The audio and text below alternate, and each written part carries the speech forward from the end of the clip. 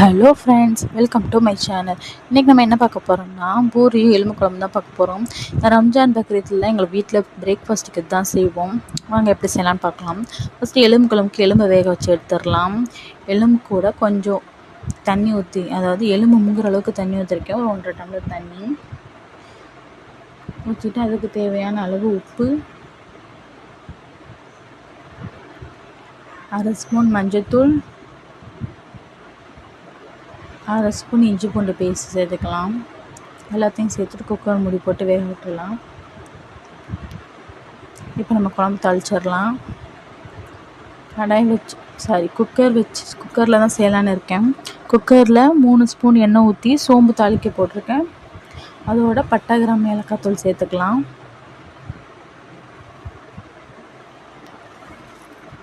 இது கூட 20லேருந்து ஒரு 25 சின்ன வெங்காயம் சேர்த்துக்கிறேன். இது கூடவே 2 பச்சை மிளகாவும் சேர்த்துக்கிறேன். இந்த வெங்காயம் நல்லா கண்ணாடி பதம் அளவு வறுத்து வதங்கட்டும். இந்த டைமில் நான் மிளகாத்தூள் சேர்த்துக்கிறேன்.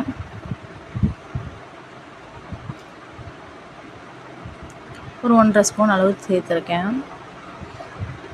சேர்த்து நல்லா வதக்கிக்கலாம். இந்த டைமில் மிளகாத்தூள் சேர்த்தா தான் கொஞ்சம் குழம்பு கலர்ஃபுல்லாக இருக்கும், எண்ணெய் மிதந்து வர்றதுக்கு சூப்பராக இருக்கும். இந்த டைமில் கொஞ்சோண்டு கொத்தமல்லி, கொஞ்சோண்டு புதினா சேர்த்துக்கிறேன். நல்லா வதக்கிக்கலாம். ஒரு 2 நார்மல் சைஸ் தக்காளி சேர்த்துருக்கேன். தக்காளி நல்லா மசிகிற அளவு வதங்கட்டும்.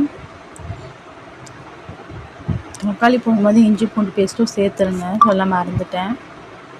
அது நல்லா இஞ்சி பூண்டோட பச்சை வாடையும் போட்டு தக்காளி நல்லா மசிஞ்சு வந்த பிறகு மல்லித்தூள் சேர்க்கணும். ஒரு 3 ஸ்பூன் நான் மல்லித்தூள் சேர்த்துருக்கேன். அதை ஒரு வாட்டி நல்லா வதக்குனதுக்கப்புறம் நம்ம வேக வச்ச எலும்பும் அதோட தண்ணியும் சேர்த்து வதக்கி விட்ருங்க.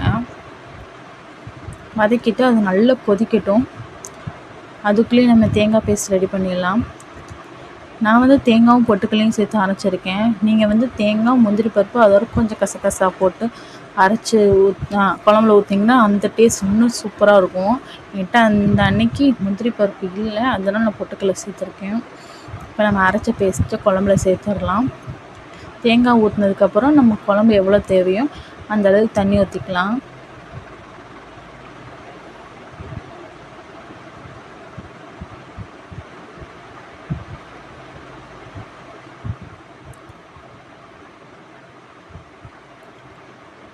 தேவையான அளவு உப்பு சேர்த்துக்கலாம் குழம்புக்கு.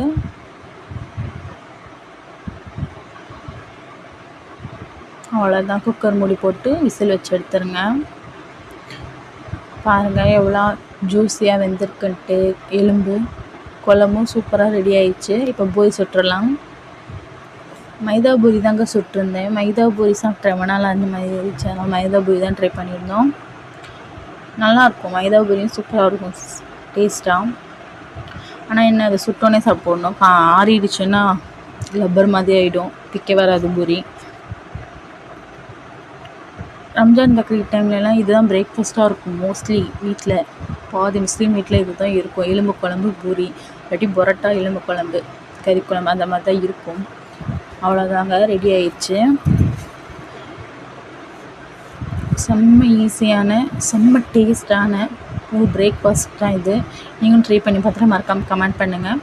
சப்ஸ்கிரைப் பண்ண மறந்துடாதீங்க. லைக் பண்ணுங்கள், உங்கள் ஃப்ரெண்ட்ஸ் அண்ட் ஃபேமிலிக்கு ஷேர் பண்ணுங்கள். தேங்க்ஸ் ஃபார் வாட்சிங்.